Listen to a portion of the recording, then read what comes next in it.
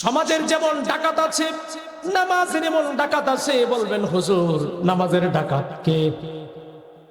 সমাজের ডাকাত যেমন নাকি প্রকাশ্যে যে নাকি অন্যের মাল নিয়ে যায়, প্রতিবাদ করার কোনো মন মানসিকতা থাকে না। মন মানসিকতা না থাকার কারণে মানুষ প্রতিবাদ করে না, অথবা কোনো প্রতিবন্ধকতা, ভয়, আতঙ্ক থাকার কারণে মানুষ প্রতিবাদ করে না।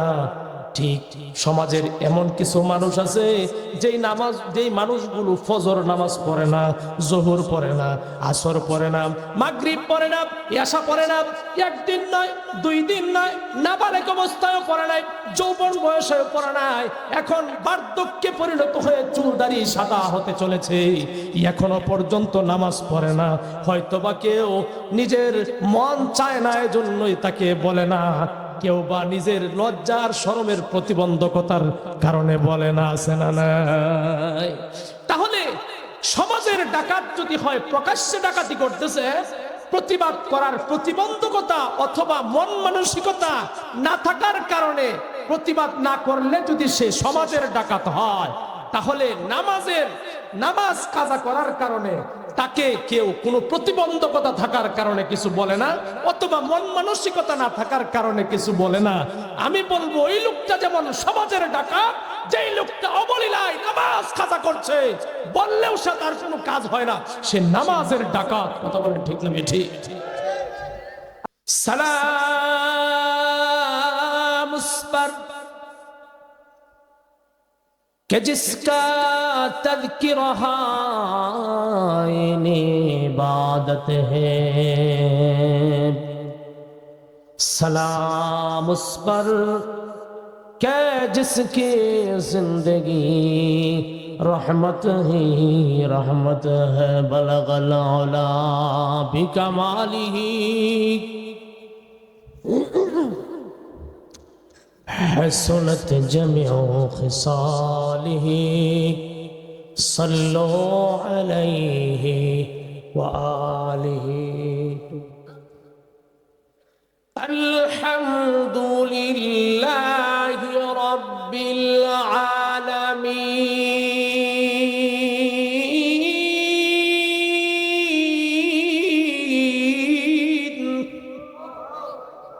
ও পৃথিবীর মানুষ, সম্মান, ক্ষমতা, যশ, খ্যাতি যাই কিছু বলো না কেন, এগুলো নিয়ে টানাটানি করিও না। এগুলো একমাত্র যার জন্য রেজাল্ট, তিনি কে? সুবহানাল্লাহ। জোরে আওয়াজ দিয়ে বলে সুবহানাল্লাহ। এজন্য আমার ভাইরা, আমার বাবাজিরা, পরিষ্কার একটি কথা বলি, আজকে আমরা কেউ বা কোরআনের হাফেজ, কেউ বা আমরা দ্বীন সম্পর্কে জ্ঞান অর্জন করে আমরা আলেম হয়েছি, কেউ বা জেনারেল লাইনে লেখাপড়া করে আমরা ডাক্তার, ইঞ্জিনিয়ার হয়েছি, কিন্তু মহান মালিক আল্লাহ পাক রব্বুল আলামিনের কাছে দামি হতে হলে সবচেয়ে বড় বস্তু হলো বিনয়ী হতে হবে। আল্লাহ রাব্বুল আলামিন বলেন, ইন্নাল্লাহা লা ইউহিব্বু কুল্লা মুখতালিন ফখুর। পৃথিবীর মানুষেরা, জমিনে যখন তুমি হাঁটো, জমিনের দিকে তাকিয়ে দেখো,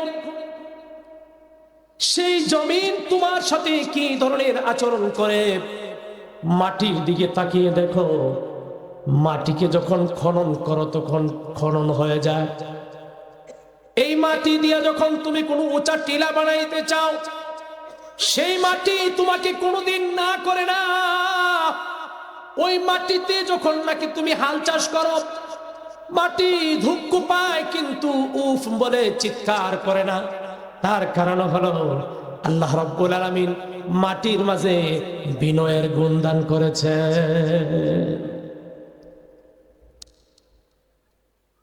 আমার ভাইরা, আমার বাবাজিরা, আল্লাহ রাব্বুল আলামিন বলেন, আল্লাযী জাআলা লাকুমুল আরদা ফিরাশা।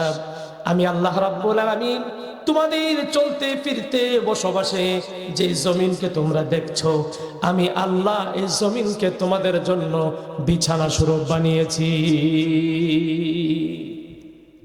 আল্লাহ রাব্বুল আলামিন অন্য এক আয়াতে বলেন, আমি আল্লাহ রাব্বুল আলামিন এই জমিনকে তোমাদের অনুগত করে দিয়েছি জালুলান। আমি আল্লাহ পাক রব্বুল আলামিন এই জমিনকে এতটা শক্ত বানাই নাই যার কারণে তোমরা তার থেকে কোনো উপকার হাসিল করতে পারবা না, এতটা নরম করি নাই যার কারণে তোমরা বেশি ক্ষতিগ্রস্ত হয়ে যাইবা।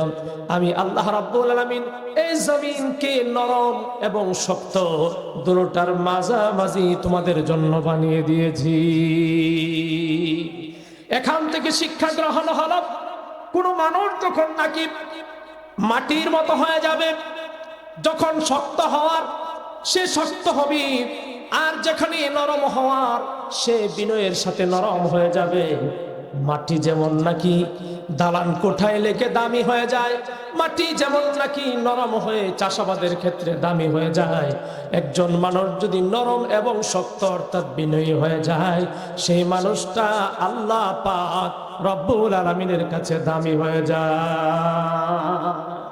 নবীজি সাল্লাল্লাহু আলাইহি ওয়াসাল্লাম বলেন, মান তাওয়াদা লিল্লাহি রাফাআহুল্লাহ। যুবক খুব খেয়াল করে শোনো, মুরব্বী বাবারা গভীর মনোযোগ দিয়ে শোনো। বিনয় এমন একটা বৈশিষ্ট্য, যে বিনয় একজন মানুষকে আল্লাহ পাক রব্বুল আলামিনের ওলি হতে সাহায্য করে। আমার ভাইরা, আমার বাবাজিরা, প্রত্যেকটা মানুষের গলার মাঝে আভ্যন্তরীণ ভাবে আল্লাহ রাব্বুল আলামিন দুটি রশি লাগিয়ে রেখেছে। জোরে বলেন, কয়টি রশি?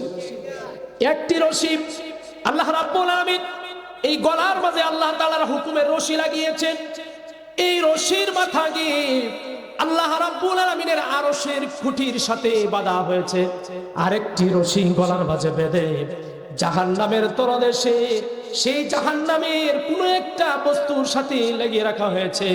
কোনো মানুষ যখন বিনয় এখতিয়ার করে, কোনো মানুষ যখন বিনয়ী হয়ে যায় এবং কোনো মানুষ যখন অহংকারী হয়, এই দুই শ্রেণীর মানুষকে বোঝানোর জন্য এই উপমা দেওয়া হয়।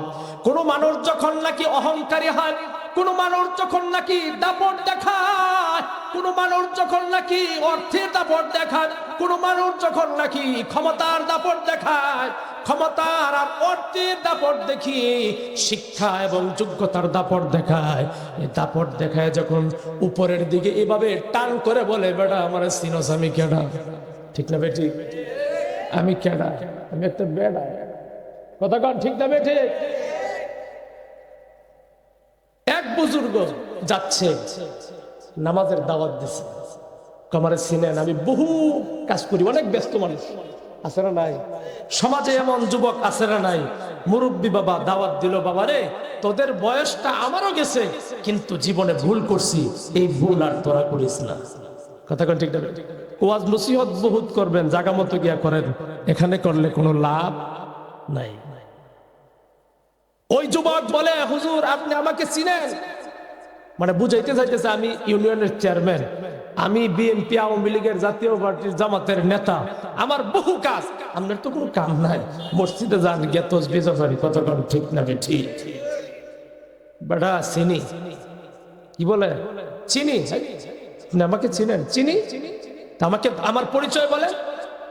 বুজুর্গ ডাক দিয়া বলে, যুবক রে তুমি কার সন্তান এটা আমার জানার প্রয়োজন নাই।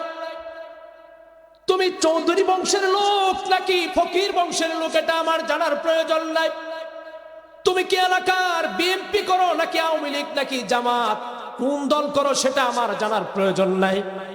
এবার সে আশ্চর্য হয়ে গেল, তাহলে আমার কিসের চিনা চিনেন? বুজুর্গ বলে, তোমাকে চিনি।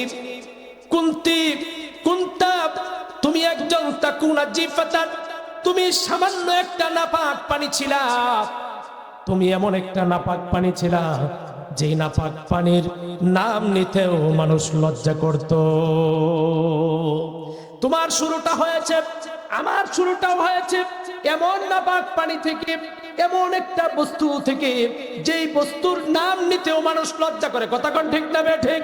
আল্লাহ রাব্বুল আলামিন সূরাতুদ দাহরে বলেন, হাল আতা আলাল ইনসানি হিনুম মিনাদ দাহরি লাম ইয়াকুন শাইআম মাযকুরা। আল্লাহু আকবার বলেন। পৃথিবীর মানুষ, তোমার অতীত ভুলে গেলে চলবে না, অতীত সবাই মনে রাখে। এত প্রতিশোধের আগুন বুকে জ্বালাও কেন? কথা কোন ঠিক না বে ঠিক? তোমার অতীত তালাশ করে দেখো। প্রত্যেকটা মানুষ যদি নিজের দোষের প্রতি তাকায়, তাহলে উপরের দিকে তাকানোর সুযোগ থাকবে না।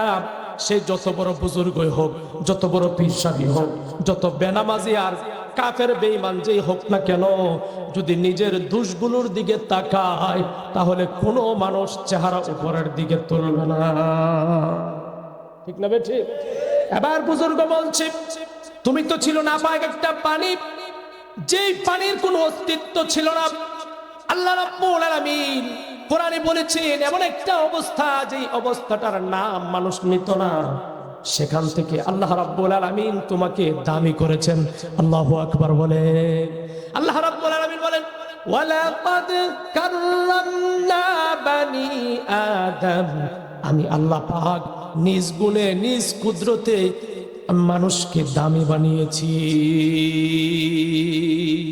আল্লাহু আকবার বলে। এবার বুজুর্গ বলছে, তোমার অতীতটা ছিল এটা, আর বর্তমান তোমার পরিচয় তুমি জানতে চাও? বলে হ্যাঁ।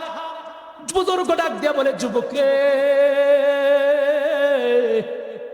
বর্তমানের পরিচয় হলো তুমি এখন নাপাকের একটা ডিব্বা নিয়ে ঘুরতেছো। কে ডিব্বা? নাপাকের। তুমি একটা নাপাক বহনকারী, এটা তোমার সবচেয়ে বড় পরিচয়। ছিলে নাপাক, ঘুরতেছো নাপাক নিয়ে। বলে কি বলেন? হাফ। তুমি মুসলমান? বলে হাফ। নামাজ পড়ো, জুমা পড়ি। আছে না নাই? সমাজের মাঝে আছে না নাই? এক জাতের চুর হইল সমাজের চুর, আর এক জাতের চুর হইল নামাজের চুর। আছে না নাই? একমত? এক জাতের ডাকাত হলো সমাজের ডাকাত, আরেক জাতের ডাকাত হলো নামাজের ডাকাত। বলবেন হুজুর এটা কি করেন? নামাজের সুর শুনছি, কিন্তু নামাজের আবার ডাহাই তো। কথা কন ঠিক না বেঠিক? সমাজের চুরকে মালিকের মাল মালিকের সাথে না বলে নিজের উপকারের জন্য মালিকের অনুমতি ছাড়া যে নেয়, এলো সামাজিক চুর। কথা কন ঠিক না বেঠিক? আর নামাজের চুরকে রাসূলুল্লাহ সাল্লাল্লাহু আলাইহি ওয়াসাল্লামকে সাহাবীরা জিজ্ঞাসা করলেন, ইয়া রাসূলুল্লাহ, নামাজের চুর বলতে আপনি কি বোঝাতে চান? নবীজি সাল্লাল্লাহু আলাইহি ওয়াসাল্লাম বলেন, নামাজের চোর হলো ওই মুসল্লি, যেই মুসল্লি নামাজের রুকুগুলো ঠিকভাবে আদায় করে না, নামাজের সেজদাগুলো ঠিক মতো আদায় করে না, নামাজের কিয়াম ঠিক মতো করে না, কেরাত থেকে নিয়ে নামাজের যেই সমস্ত রুকনগুলো আছে, ওই রুকনগুলো আদায়ে যে শিথিলতা প্রদর্শন করে, সে হলো নামাজ চোর। নাউজুবিল্লাহ কর।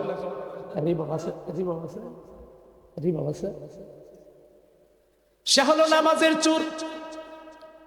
আরেকজন হলো সমাজের চোর। এখন কবেন হুজুর নামাজের চোর চিনলাম, সমাজের চোরও চিনলাম, সমাজের ডাকাইতেরও চিনি, কিন্তু নামাজের ডাকাইত তো চিনি না। কথা কোন ঠিক না ঠিক? আর সমাজের ডাকাত হলো সে 10 জনের সামনে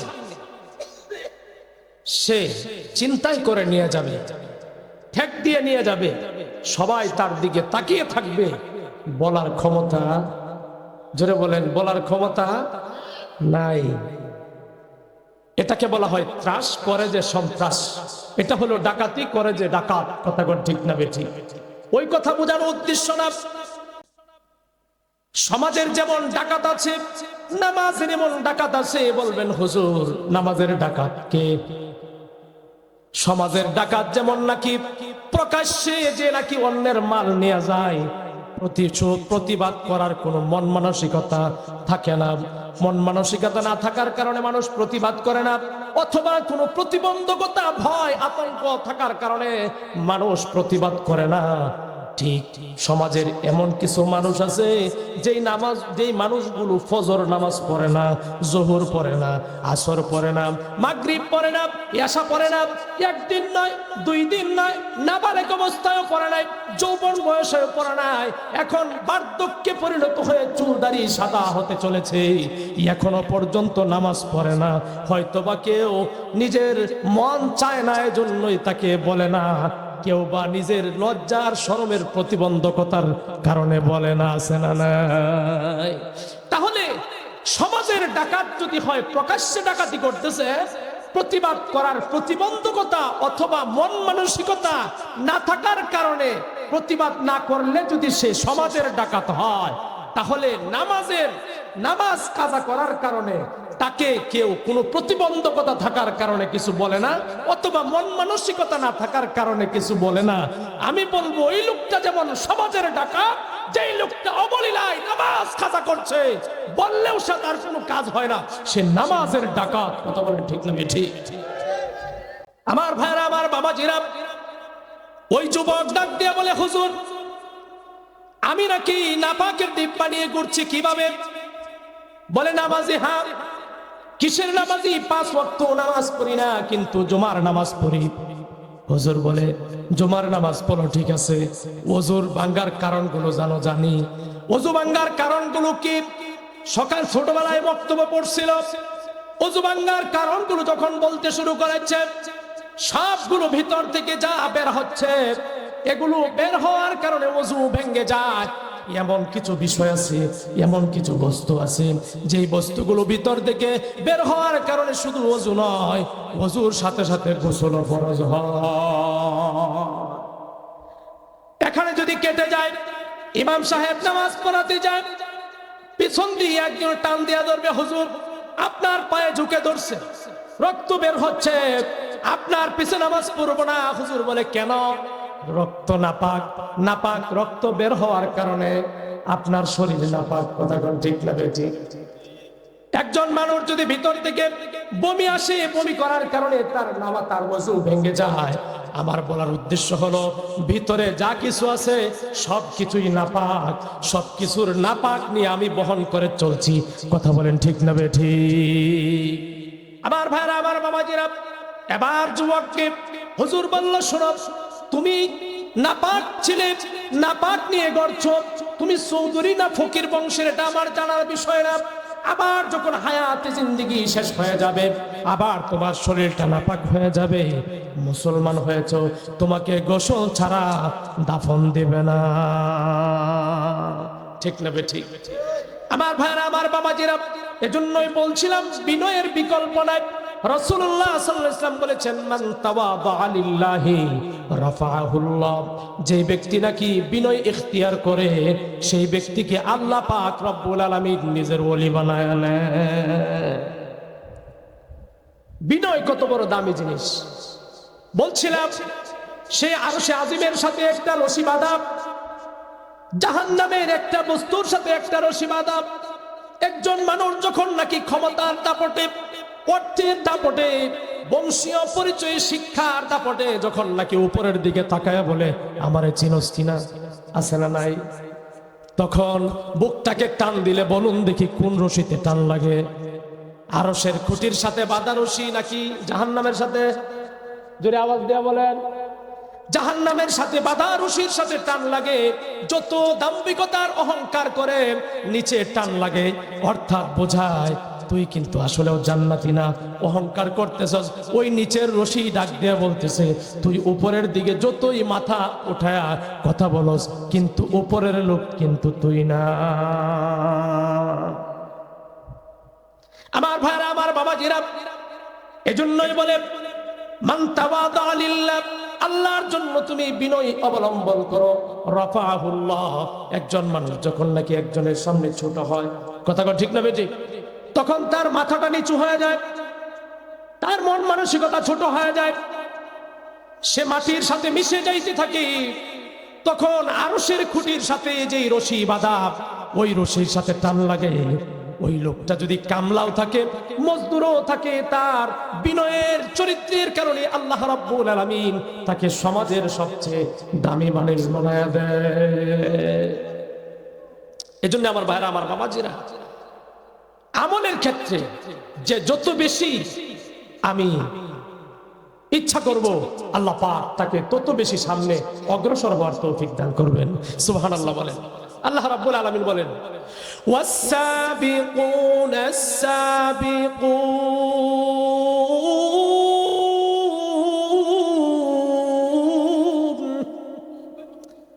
অগ্রগামী যারা, তারা তো অগ্রগামী। যারা আগে বাড়তে চায় তারা তো আগে বাড়বেই। আল্লাহু আকবার বলেন। আপনি আমিও যদি আল্লাহ রাব্বুল আলামিনের কাছে দামি হতে চাই, আমলে আখলাকে যদি আমি আগে বাড়তে চাই, তাহলে আমলের মাস হলো শাবান মাস। ঠিক না ঠিক? আমলের মাস শাবান মাস। রাসূলুল্লাহ সাল্লাল্লাহু আলাইহি ওয়াসাল্লাম এই শাবান মাসের আজকে 7 তারিখ শুক্রবার, আজকে কিন্তু ফেব্রুয়ারিরও 7 তারিখ, আজকে কিন্তু শাবান মাসেরও 7 তারিখ। কথা কোন ঠিক না ঠিক? শাবান মাস, তারপরে যে মাস আসছে সেই মাস হলো রমজান। কথা কোন ঠিক না ঠিক? এই মাস যে আমরা আজকে 7 তারিখ, এই মাসের নাম কি? শাবান মাস। তার পরবর্তী মাসের নাম হলো রমজান মাস। নবীজি সাল্লাল্লাহু আলাইহি ওয়াসাল্লাম এই শাবান মাসে তিনি বিনয়ের সাথে নিজের জীবনকে এতটাই সাজাতেন, আল্লাহ রাব্বুল আলামিনের খুশি অর্জনের জন্য বেশি বেশি রোজা থাকতেন। কানা রাসূলুল্লাহ সাল্লাল্লাহু আলাইহি ওয়াসাল্লাম ইয়াসুমু কাসীরান ফি শাবান। নবীজি সাল্লাল্লাহু আলাইহি ওয়াসাল্লাম এই শাবান মাসে বেশি বেশি রোজা থাকতেন। বুখারী শরীফের রিওয়ায়াত, হযরত আয়েশা রাদিয়াল্লাহু তাআলা আনহা বলেন, নবীজি সাল্লাল্লাহু আলাইহি ওয়াসাল্লাম যখন রোজা রাখতে শুরু করতেন, তখন তিনি এমন ভাবে রোজা রাখতেন, আমি ধারণা করতাম তিনি আর কোনোদিন ইফতার করবেন না। সুবহানাল্লাহ বলেন। অর্থাৎ রোজা ভাঙবেন না। নবীজি সাল্লাল্লাহু আলাইহি ওয়াসাল্লাম বাদা রমাদান, রমজান মাসের পরে সবচেয়ে বেশি রোজা থাকতেন এবং আমলের সাথে বিনয়ের সাথে জীবন ইখতিয়ার করতেন, সেটা হলো শাবান মাস। আল্লাহু আকবার বলেন। আল্লাহু আকবার। উসামা ইবনে যায়েদ রাদিয়াল্লাহু তাআলা আনহু জিজ্ঞাসা করলেন, ইয়া রাসূলুল্লাহ, ইয়া হাবিবাল্লাহ, মানুষ রোজা থাকে রমজান মাসে, রমজান মাস হলো রোজার মাস, কিন্তু শাবান মাসে আপনি এত পরিমাণ রোজা রাখেন, তার কারণ কি? রাসূলুল্লাহ সাল্লাল্লাহু আলাইহি ওয়াসাল্লাম মুস্কি হেসে দিয়ে বললেন, রে উসামা, শোনো, এই শাবান মাসে আমি আমলের সাথে জীবনকে বেশি লাগাই, বেশি বেশি রোজা থাকি দুটি কারণে। যেটা বলেন, কয়টা কারণে? দুইটা কারণে। তার কারণ হলো, নবীজি সাল্লাল্লাহু আলাইহি ওয়াসাল্লাম বললেন, ইন্নান নাসা ইয়াগফুলুনা ফি শাবান বাদা রমাদান বাদা রজব ওয়া বাইনা শাবান। নবীজি সাল্লাল্লাহু আলাইহি ওয়াসাল্লাম বলেন, রজব মাস ওয়া রমাদান এবং রমজান মাস, এই দুই মাসের মধ্যবর্তী যে শাবান মাস, এই শাবান মাসে মানুষ গাফেল হয়ে যায়, মানুষ উদাসীন হয়ে যায়, আল্লাহ ভোলা হয়ে যায়। কারণ রমজান মাস হলো ইবাদতের মাস, এটা মানুষ সবাই জানে। রজব মাস হলো আল্লাহ তাআলার দেওয়া সম্মানিত মাস, এটাও সবাই জানে। মেরাজের মাস সহ বিভিন্ন কারণে রমজানের মাস, রজব মাস, এটা বড় দামি মাস। কিন্তু রজব মাস আর রমজান মাসের মাঝখানের মাস হলো শাবান মাস। এই শাবান মাসে মানুষ উদাসীন হয়ে গুনাহ করবে, এজন্য আমি নবীজি বেশি বেশি রোজা রাখি। আল্লাহু আকবার বলে। বেশি বেশি রোজা রাখতেন রাসূলুল্লাহ সাল্লাল্লাহু আলাইহি ওয়াসাল্লাম। তার কারণ আল্লাহ রাব্বুল আলামিন বলেন, মিনহা আরবাআতু হুরুম। আল্লাহ রাব্বুল আলামিন 4টি মাস দান করেছেন, যে 4টি মাস আল্লাহর কাছে বড় দামি। এই 4 মাসের একটি মাস হলো রজব মাস, আরেকটি মাস হলো শাওয়াল, আরেকটি মাস হলো জিলকদ মাস, আরেকটি মাস হলো জিলহজ মাস। এই 4টি মাস আল্লাহ রাব্বুল আলামিনের কাছে দামি। মানুষ এই 4টি মাসকে বড় সম্মান দিত। আল্লাহু আকবার। এই 4টি মাসকে মানুষ এতটাই সম্মান দিত, মুসলমানরা নয়, কাফেররা পর্যন্ত এই 4টি মাসকে মূল্যায়ন করত। তার মাঝে একটা হলো রজব। রজব মাস সম্মানিত মাস হওয়ার কারণে মানুষ সচেতন থাকে, আর রমজান মাস ইবাদতের মাস হওয়ার কারণে মানুষ সচেতন থাকে।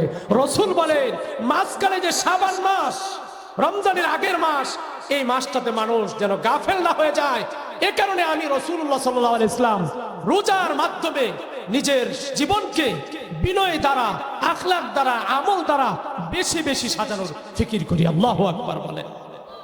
আমার ভাইরা, আমার বাবাজিরা, প্রত্যেকটা মানুষ, আমি আপনি, আমার আপনার জীবনের একটা রিপোর্ট আল্লাহর কাছে জমা হয়। দোকানদার যখন দোকানদারি করে সন্ধ্যার সময় একটা রিপোর্ট হয়, সাপ্তাহিক একটা রিপোর্ট হয়, মাসিক একটা রিপোর্ট হয়, বাৎসরিক একটা রিপোর্ট হয়। শুধু চাকরি বাকরি নয়, সকল সেক্টরে মানুষের রিপোর্ট হয়। একজন মানুষ, আমি আপনি ইমানদার, আমলওয়ালা, আল্লাহওয়ালা হওয়ার জন্য আল্লাহ রাব্বুল আলামিনের কাছে, আল্লাহ আমার মালিক, আমি আল্লাহর বান্দা, গোলাম হিসাবে আমার আপনার আমলের রিপোর্ট আল্লাহর কাছে জমা হয়। সুবহানাল্লাহ বলে। প্রত্যেকটা মানুষের দৈনিক রিপোর্ট আল্লাহর কাছে জমা হচ্ছে।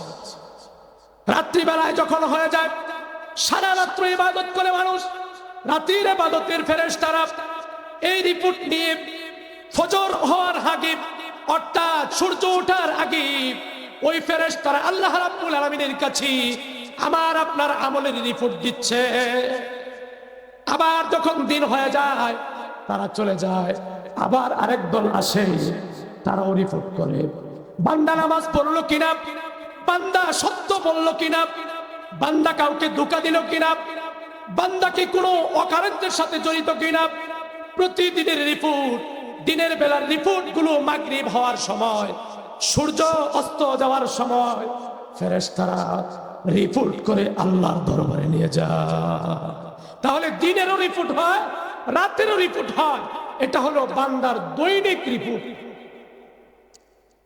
আবার আমার আপনার ইসলাম বললেন, সপ্তাহের সোমবার ওয়া ইয়াউমুল খামিস, সপ্তাহের বৃহস্পতিবার, সোমবার আর বৃহস্পতিবার, এই দুই দিন সাপ্তাহিক রিপোর্ট বান্দার আল্লাহ রাব্বুল আলামিনের কাছে জমা হয়।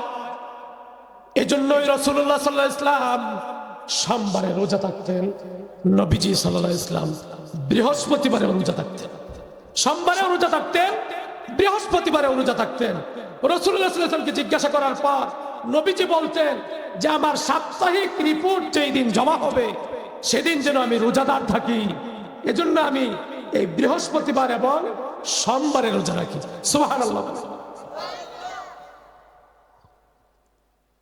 মাসিক রিপোর্ট জমা হয়। সাইয়্যিদুশ শুহুর, 12 মাসের সবচেয়ে দামি মাস হলো রমজান মাস। জোরে বলেন, কোন মাস? রমজান মাস।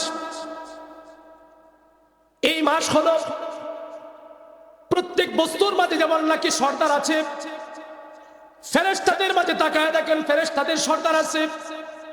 সাইয়্যিদুল মালাইকাতি জিবরাইল, ফেরেশতাদের সর্দার হলো জিবরাইল। এভাবে প্রত্যেক বস্তুর সর্দার আছে। আমি আপনি মানুষ, আমার আপনারও সর্দার আছে না নাই? আমার আপনার সর্দার হলেন সাইয়্যিদুনা মুহাম্মাদুন, সকলে বলেন সাল্লাল্লাহু আলাইহি ওয়াসাল্লাম। নবীজি সাল্লাল্লাহু আলাইহি ওয়াসাল্লাম আমাদের সর্দার। প্রত্যেকটা বস্তুর একটা সর্দার আছে, দিনের একটা সর্দার আছে, সেটা হলো ইয়াউমুল জুমআ। কথা কোন ঠিক না ঠিক? সপ্তাহ মাসের একটা সর্দার আছে, সাইয়্যিদুশ শুহুর, মাসের সর্দারের নাম হলো রমাদান। জোরে বলেন কি? রমজান। এই রমজান মাস হলো মাস সমূহের মাঝে সর্দার। আমার ভাইরা, আমার বাবাজিরা, নবীজি সাল্লাল্লাহু আলাইহি ওয়াসাল্লাম তিনি বলেন, এই রমজান মাস আর রজব মাস, এই দুই মাসের মাঝখানে হলো শাবান মাস। এই শাবান মাসে আমি রোজা থাকি। তার কারণ হলো মানুষের যেমন নাকি সর্দার আছে, মানুষের যেমন নাকি মালিক আছে, একটা মূল থাকে।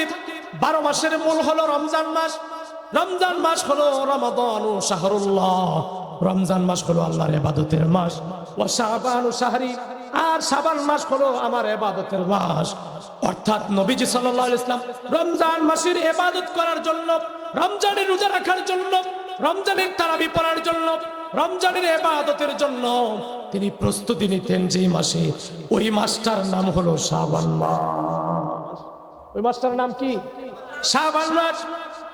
নবীজি সাল্লাল্লাহু আলাইহি ওয়াসাল্লাম এই মাসে রোজা থাকতেন বেশি কেন?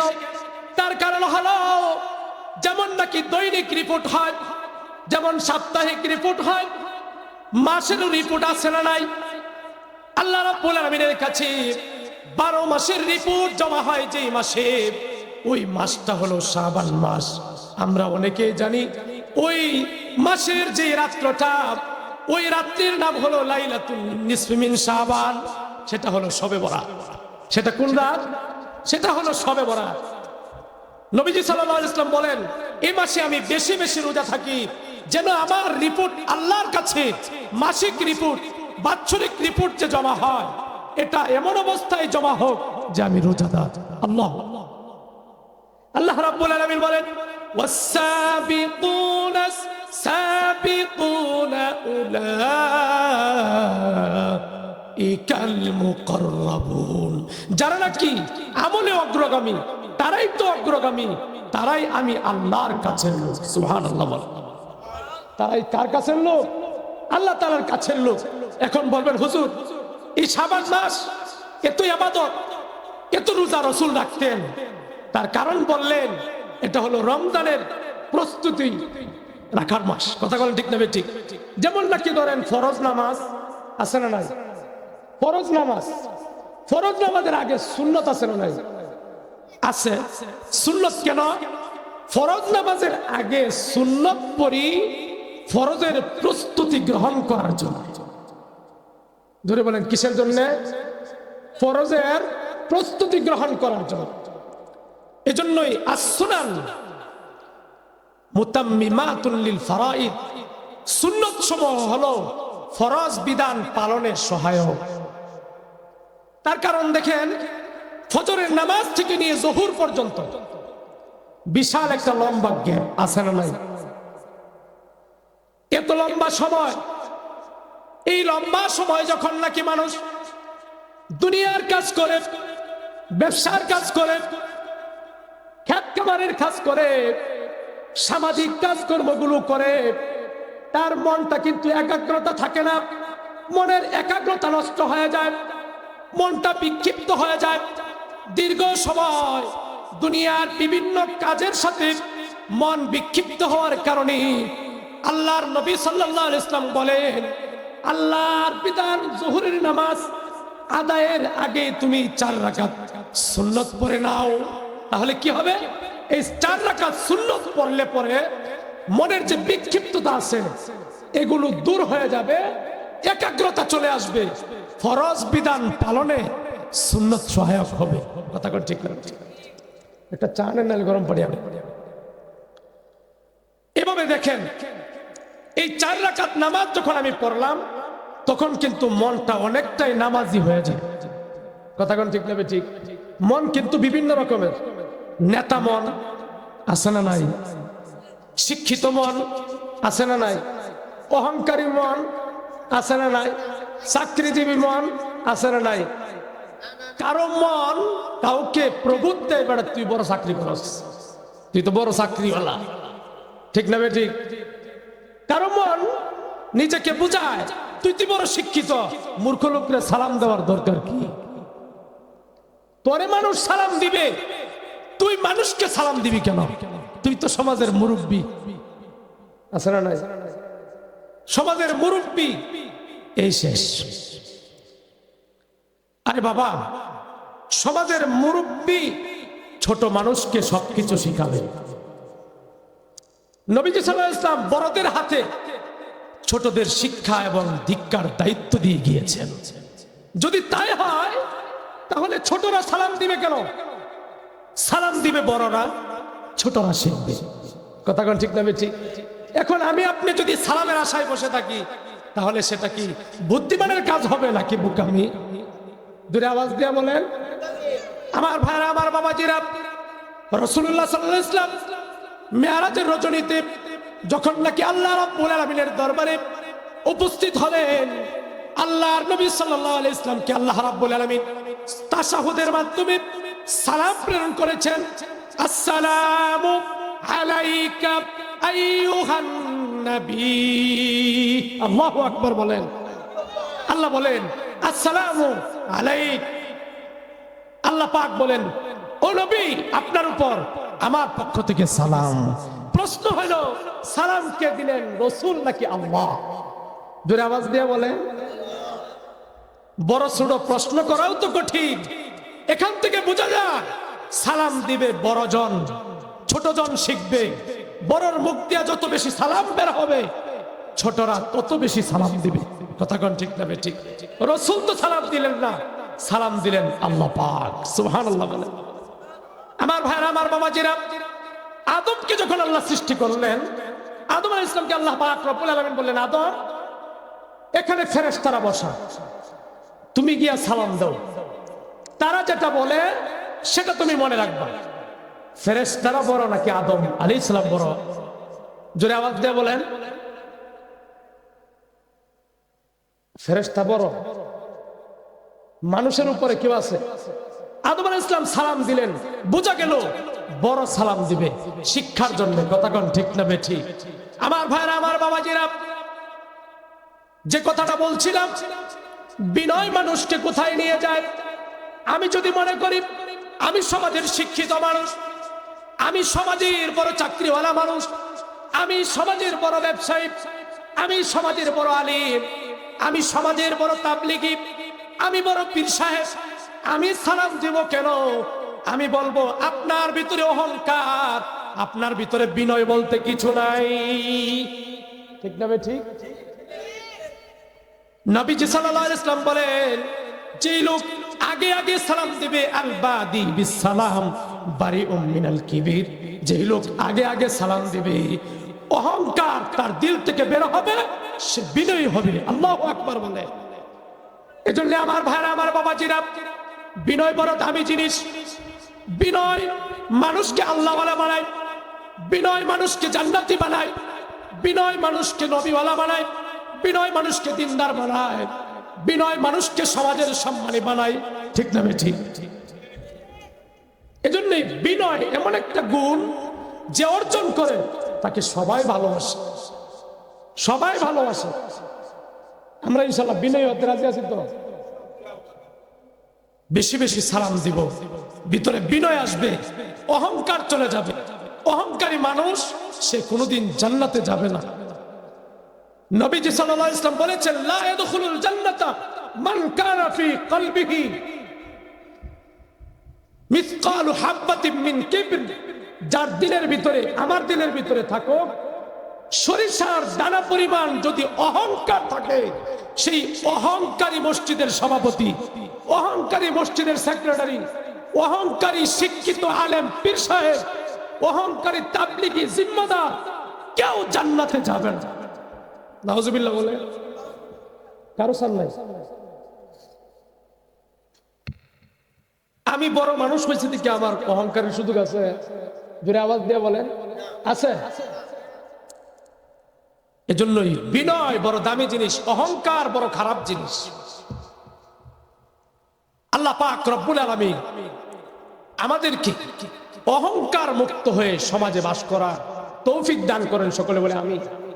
আল্লাহ রব্বুল আলামিন বিনয়কে আমাদের জীবনের পুঁজি বানিয়ে চলার তৌফিক দান করেন। সকলে বলে আমিন। রাসূলুল্লাহ সাল্লাল্লাহু আলাইহি ওয়াসাল্লাম মেরাজের রজনীতে আল্লাহ পাক রব্বুল আলামিনের ডাকে সাড়া দিলেন। সেখানে রাসূলুল্লাহ সাল্লাল্লাহু আলাইহি ওয়াসাল্লামকে আল্লাহ জান্নাত দেখিয়েছেন, জাহান্নাম দেখিয়েছেন। জান্নাতের নিয়ামতগুলো আল্লাহ পাক রব্বুল আলামিন ঘুরিয়ে ঘুরিয়ে দেখিয়েছেন। জাহান্নামের আযাবগুলো আল্লাহ পাক আমার আপনার নবীকে দেখিয়েছেন। সুবহানাল্লাহ বলেন। রাসূলুল্লাহ সাল্লাল্লাহু আলাইহি ওয়াসাল্লাম কাঁদতেছেন। ফাতেমা রাদিয়াল্লাহু তাআলা আনহা রাসূলের কলিজার টুকরা সন্তান, নবীজির পাশে গিয়ে বলি, ইয়া রাসূলুল্লাহ, ওগো আব্বাজান, আপনি এত কাঁদেন কেন? নবীজি সাল্লাল্লাহু আলাইহি ওয়াসাল্লাম তিনি কোনো কথা বলেন না। ফাতেমা রাদিয়াল্লাহু তাআলা আনহা বললেন, আব্বাজান, বুঝতে পেরেছি আপনার কান্নার কারণ কি। আপনার মনে হয় আপনার বাবার কথা মনে হয়েছে, জন্মের পরে বাবার চেহারা দেখি নাই, এজন্যই বুঝি আপনি কাঁদতেছেন। নবীজি কোনো কথা বলেন না। এবার ফাতেমা ডাক দিয়ে বলে, আব্বাজান, বুঝতে পেরেছি ছোটবেলায় মা হারিয়েছেন, এতিম হওয়ার কারণে বাবা মার কথা মনে পড়েছে, এজন্য আপনি কান্নাকাটি করছেন।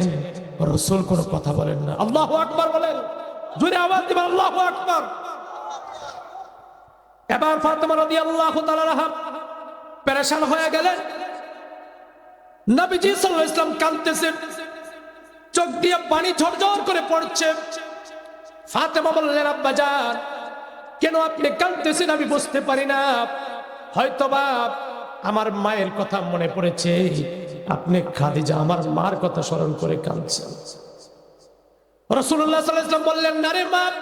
এবার জবান খুলে বললেন, কলিজার টুকরা সন্তান, আমার বাবার কথা মনে হয় না, আমার মায়ের কথা মনে হয় না, আমার দুনিয়ার কারোর জন্য আমি মনে করে কাঁদি না, আমি কাঁদতেছি মেরাজের রজনীতে আল্লাহ পাক রব্বুল আলামিন আমাকে জান্নাত দেখিয়েছেন, জাহান্নাম দেখিয়েছেন। জান্নাতের নিয়ামতগুলো দেখে আমি বড় খুশি হয়েছি, কিন্তু জাহান্নামের আযাবগুলো দেখে সেখানে আমি যখন তাকালাম, ইত্তালাতু ফিল জান্নাত, আমি যখন জান্নাতের মাঝে তাকালাম, ফারাআইতু আকসারা মিন আহলিহাল ফুকারা, জান্নাতের মাঝে সবচেয়ে বেশি সংখ্যক মানুষ যারা, আমি রাসূল আমার উম্মতের গরিব সমাজ। আল্লাহু আকবার বলেন, আল্লাহু আকবার বলেন। উম্মতের গরিবেরা বেশি সংখ্যক জান্নাতি দেখেছি, মনে বড় ভালো লেগেছে। আবার যখন নাকি আমি জাহান্নামে তাকালাম, জাহান্নামের মাঝে তাকানোর পর ফারাআইতু আকসারা মিন আহলিহান নিসা, আমি আমার উম্মতের নারী সমাজের বেশি অংশকে আমি জাহান্নামের মাঝে পড়তে দেখেছি। আমারে, আমিও তো মেয়ের বাবা, ছেলের বাবা, মেয়েদের কথা স্মরণ করে যখন আমি দেখলাম জাহান্নামের মাঝে আমার উম্মতের নারী সমাজ হলো বেশি সংখ্যক জাহান্নামী, সেই কথাটা মনে করে আমি কাঁদতেছি। এবার ফাতেমা বললেন, না আব্বাজান, এই কারণে না, ভিন্ন কোনো কারণ আছে। রাসূল বললেন, না, ভিন্ন কোনো কারণ নেই, জাহান্নামের আযাবের ধরনগুলোর কথা আমার মনে পড়ছে, সেগুলো মনে করে করে আমি রাসূল কাঁদছি। নাউজুবিল্লাহ বলেন। এবার কলিজার টুকরা সন্তান ফাতেমা রাসূলকে ডেকে বললেন, আব্বাজান, তাহলে কোন কারণে আমরা নারী সমাজ বেশি অংশ জাহান্নামে যাব, এই কারণগুলো যদি আপনি বলতেন। আর জাহান্নামের মাঝে কেন নারীদের শাস্তি হয়, এই কারণগুলো যদি আমাদেরকে বলতেন, আব্বাজান, আমার জন্য বড় ভালো হইতো।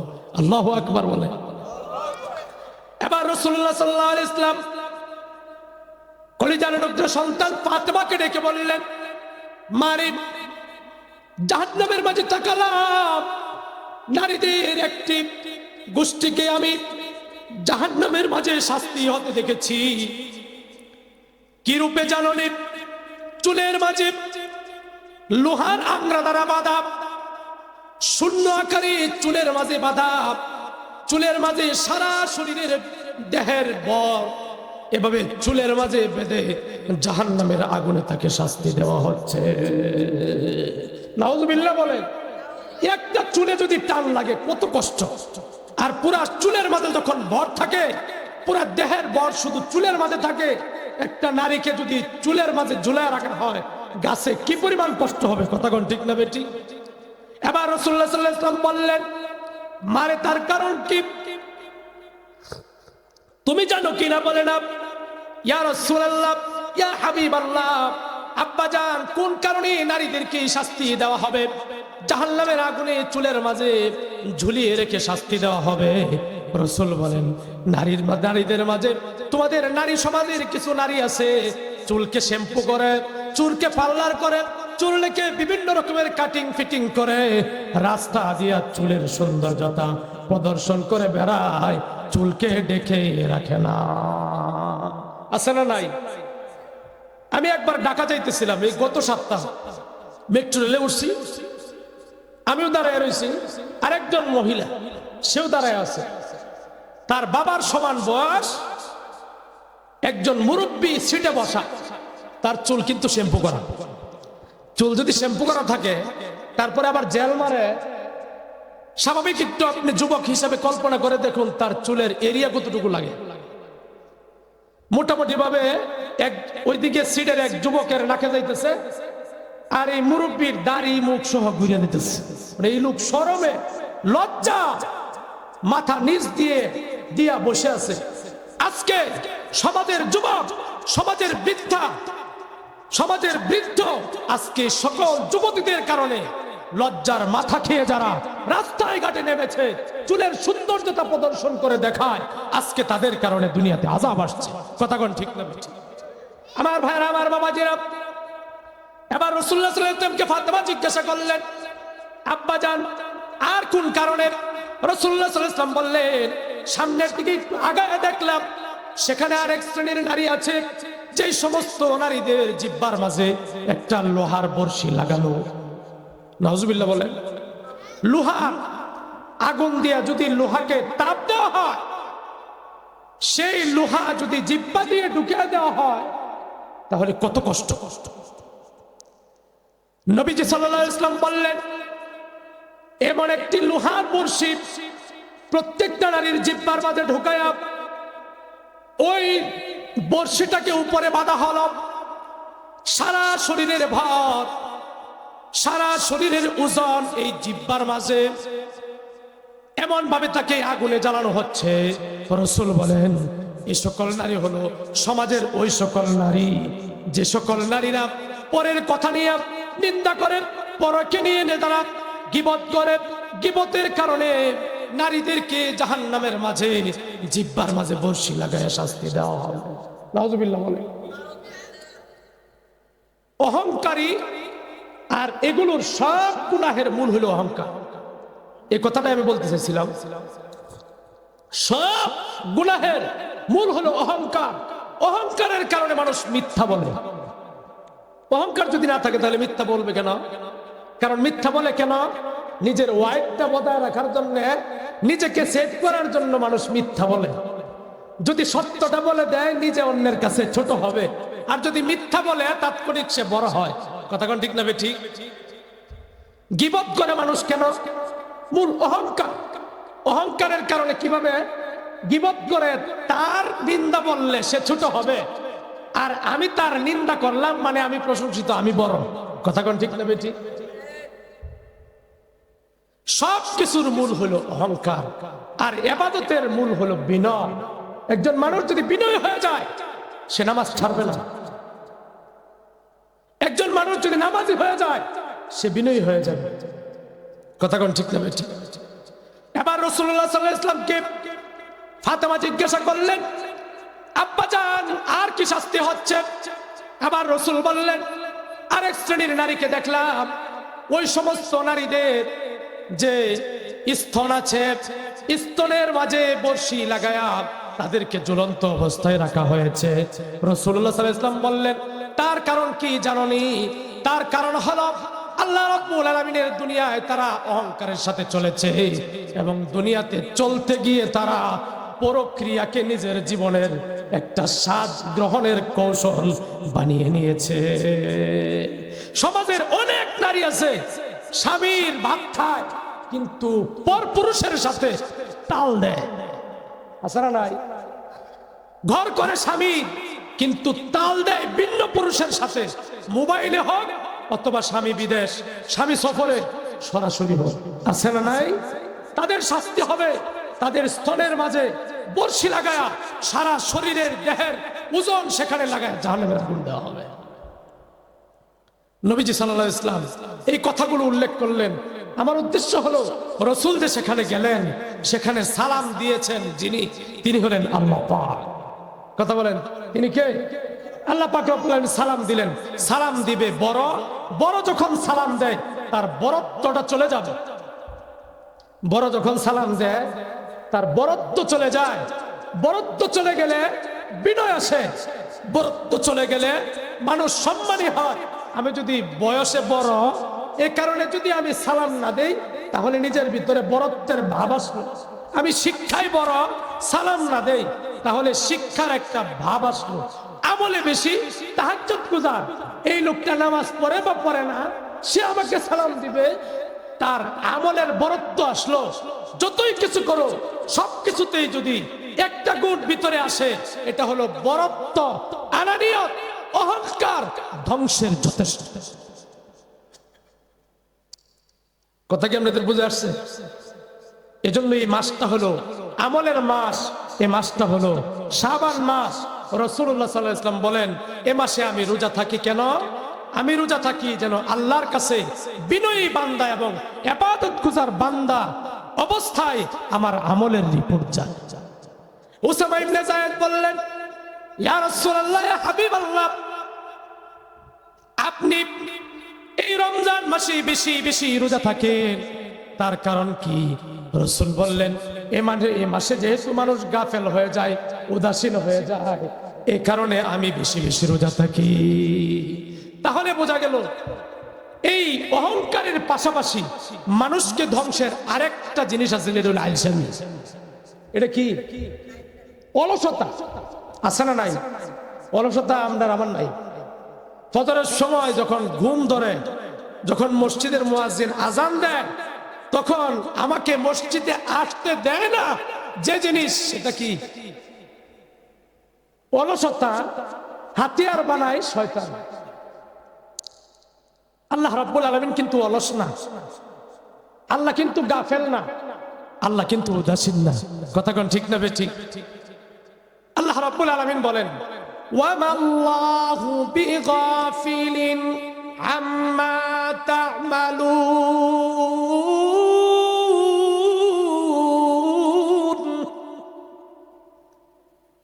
অলস হয় না, অহংকারী হয় না, এই দুটোটাই তোমাকে ধ্বংসের দিকে ঠেলে দিবে। কি হও? ফাস্তাবিকুল খায়রাত, নেক কাজে, ভালো কাজে প্রতিযোগিতা শুরু করো, প্রতিযোগীরাই অগ্রগামী। আল্লাহ বলেন, ওয়াস-সাবিকুনাস সাবিকুন, যারা আমলের প্রতিযোগিতা করেছে তারাই অগ্রগামী। উলাইকাল মুকাররাবুন, তারাই আল্লাহওয়ালা, তারাই আল্লাহ পাকের মুহাব্বত এবং ভালোবাসাওয়ালা। আল্লাহু আকবার। এজন্য আমার ভাইরা, আমার বাবাজিরা, বিনয়কে নিজের জীবনের পুঁজি বানাবো, বিনয়কে নিজের জীবনের পুঁজি বানাবো এবং অলসতা ছেড়ে দিয়ে সচেতনতাকে নিজের জীবনের রীতিনীতি বানাবো। সফলতা দান করবেন যিনি, তিনি কে? জোরে আওয়াজ দিয়ে বলেন, তিনি কে? সকলে একবার বলি, আল্লাহু আকবার।